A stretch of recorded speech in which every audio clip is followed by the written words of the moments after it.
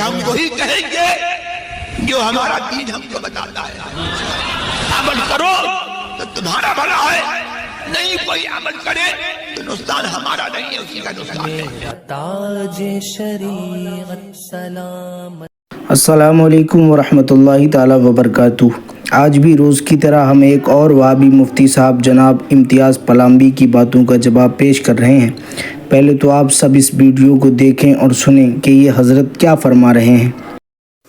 السلام علیکم ورحمۃ اللہ وبرکاتہ. میں محمد امتیاز پلامبی. معزز ناظرین، یہ دیکھیں بریلی مذہب کا اسٹیج ہے، بریلی مذہب کا شاعر ہے، بریلی مذہب کے علماء اسٹیج پر موجود ہیں اور امید ہے کہ سامعین بھی بریلوی ہی ہوں گے. ایک شاعر کس طریقے سے جھما کر کے نعت پڑھ رہا ہے اور ایک صاحب حرکتیں تو ایسے کر رہے ہیں جیسے لگ رہا ہے کہ انہیں بھوت پکڑ لیا ہے، جنات نے پکڑ لیا ہے. دیکھیے ذرا ان کی حرکت دیکھیے، کیا ضرورت ہے ایسا کرنے کی؟ اسے آپ جوش کہیں گے، جذبہ و ہمت کہیں گے، کیا کچھ کہیں گے؟ کل ہم نے دکھایا تھا کہ ایک شاعر کیا پڑھ رہا ہے نعت کے نام پر، نہ سننے والے کو پتہ نہ پڑھنے والے کو پتہ، لیکن پھر بھی لوگ جھوم رہے ہیں. وہی حال یہاں پر بھی ہے کہ نعت کے نام پر، جھومنے کے نام پر کیا ہو رہا ہے. بہرحال آپ پورا ویڈیو دیکھ لیجئے اور کیا حرکت ہو رہی ہے اسے بھی دیکھ لیجئے. اس کے بعد اپنی رائے کمنٹ باکس میں ضرور لکھیے گا. شکریہ، جزاک اللہ. السلام علیکم ورحمۃ اللہ وبرکاتہ.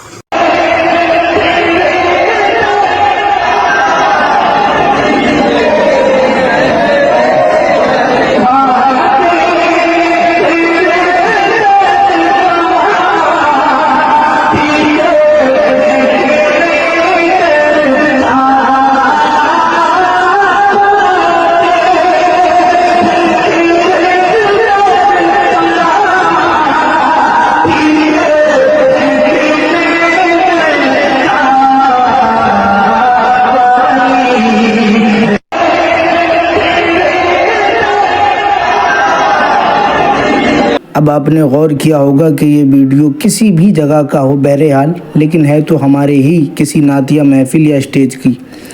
ان صاحب کو دیکھ کر یہ کہہ رہے ہیں جناب پلامبی صاحب کہ ایسا لگ رہا ہے کہ اس شخص کو بھوت نے پکڑ لیا ہے یا جنات نے قابو میں کر لیا ہے، جنات نے پکڑ لیا ہے.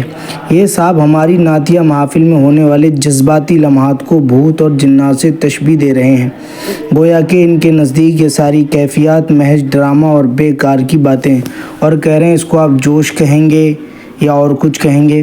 تو جناب پلامبی صاحب ہم آپ کو بتا دیں کہ اس کیفیت کو وجد کہتے ہیں. یہ ایک ایسی حالت ہے جو عشق رسول صلی اللہ تعالیٰ علیہ وآلہ وسلم کی شدت سے پیدا ہوتی ہے. یہ وہ کیفیت ہے جس میں انسان کا دل ذکر مصطفیٰ صلی اللہ تعالیٰ علیہ وآلہ وسلم سے سرشار ہو کر عروج پر پہنچ جاتا ہے.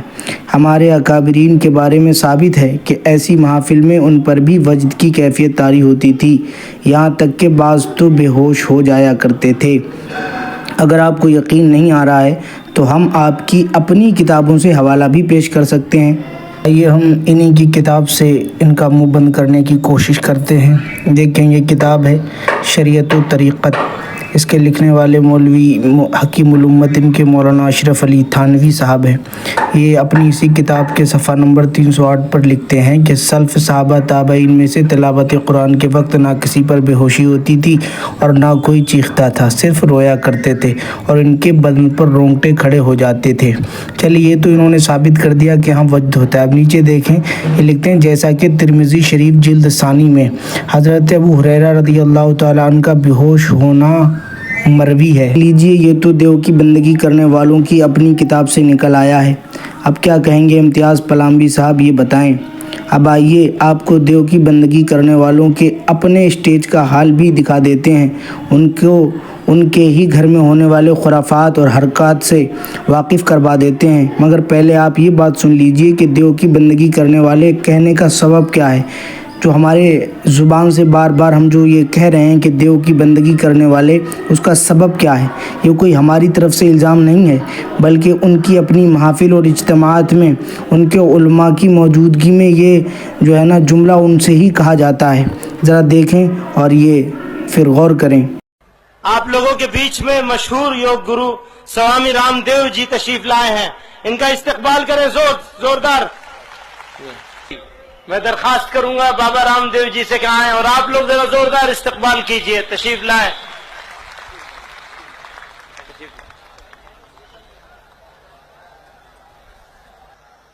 मैं जिनकी बहुत दिल से इज्जत करता हूं